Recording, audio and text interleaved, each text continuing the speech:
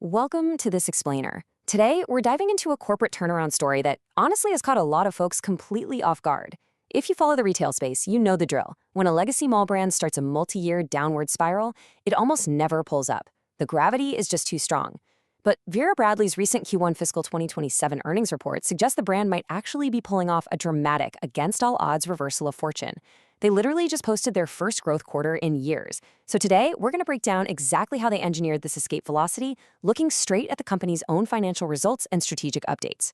Here's our roadmap for today. We'll start with the inflection point. Head inside Project Sunshine, explore their expanding financial margins, compare direct versus indirect sales, and finally, look ahead to the rest of the year.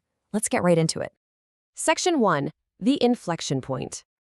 Now, in the retail sector, a turnaround is really just an abstract idea until it actually shows up in the top-line revenue, right? Well, for Vera Bradley, that definitive proof of concept is 7.8%. That is the percentage their first quarter consolidated net revenues jumped, hitting an impressive $55.7 million for the quarter, compared to $51.7 million last year.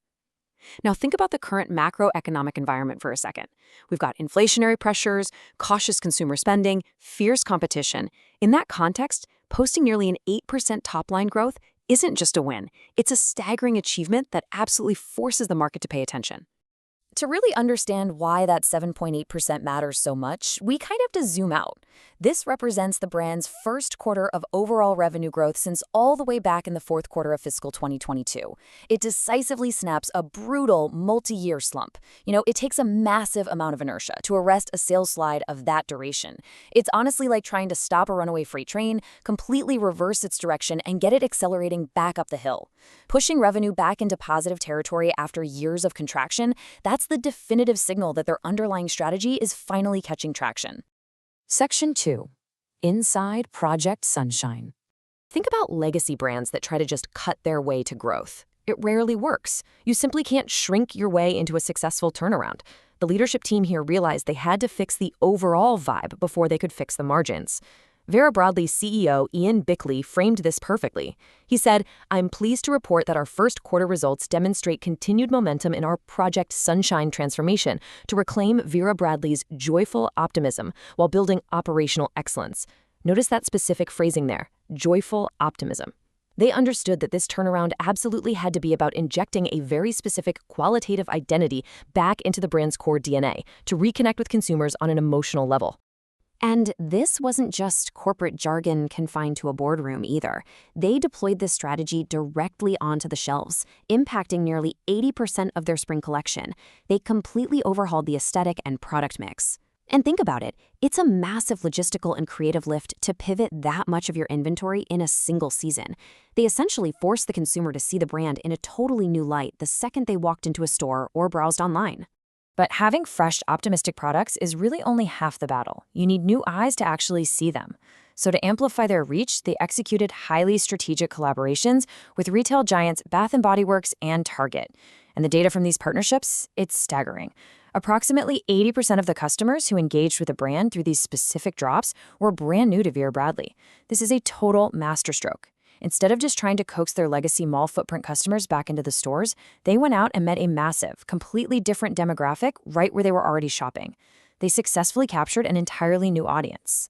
Section 3. Expanding financial margins. So, growing the top line and finding new customers is fantastic. But, as the old saying goes, revenue is vanity, profit is sanity.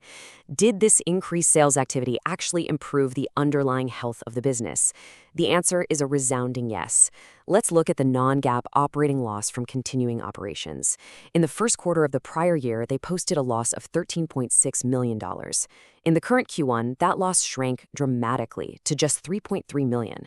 That's an improvement of $10 million, or a massive 76% reduction in operating losses year over year. In the retail world, cleanly wiping out 3/4 of your operating losses in a single 12-month cycle, that is incredibly rare. They are moving rapidly toward genuine operational profitability.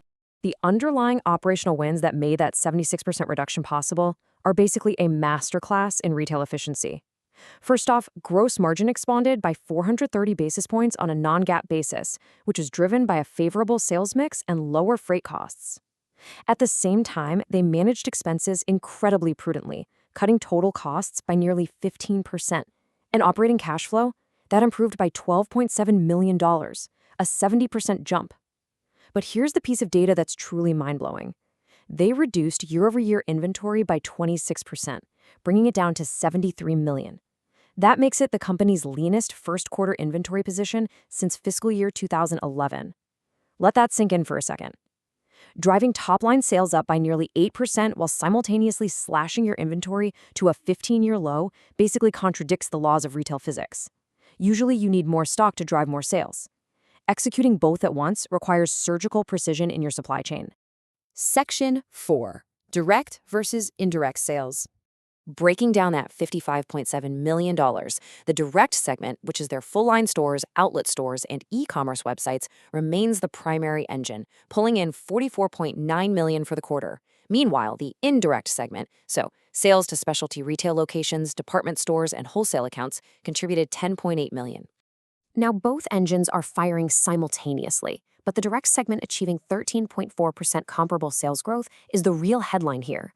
That surge was driven by better e-commerce conversion, higher average ticket prices, and, crucially, increased physical store traffic. Q1 was actually the first quarter of customer growth in their direct channels since calendar year 2021. And at the exact same time, the indirect segment surged by 26.6% from the prior year, fueled by improvements in specialty and department stores. This dual-channel growth absolutely proves the brand's renewed appeal is translating across totally different shopping formats. If we look directly under the hood at the consolidated operations statement, the structured discipline of this turnaround becomes incredibly obvious. Just notice the flow from the top down. You have the jump in net revenues to $55.7 million, which cascades into the corresponding leap in gross profit up to $28.8 million.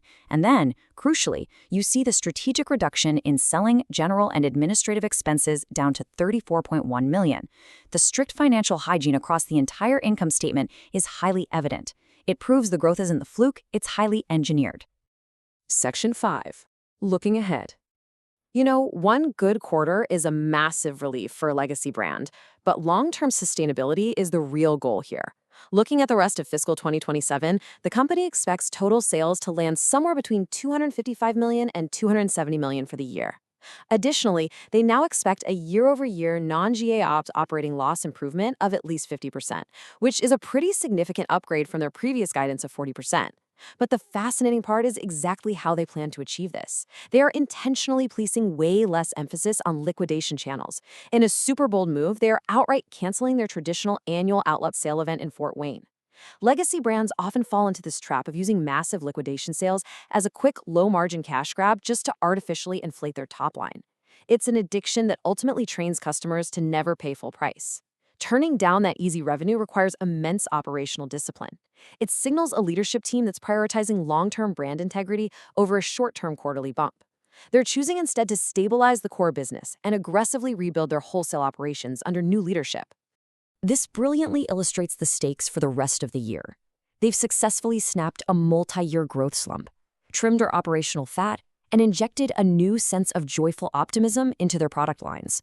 But, as the CEO noted, significant work remains to return the business to long-term sustainable growth. So I will leave you with this final thought. Can Vera Bradley maintain this strict operational discipline and actually sustain this turnaround through the rest of fiscal 2027? It is definitely a story worth watching. Thank you so much for joining me for this explainer, and keep learning.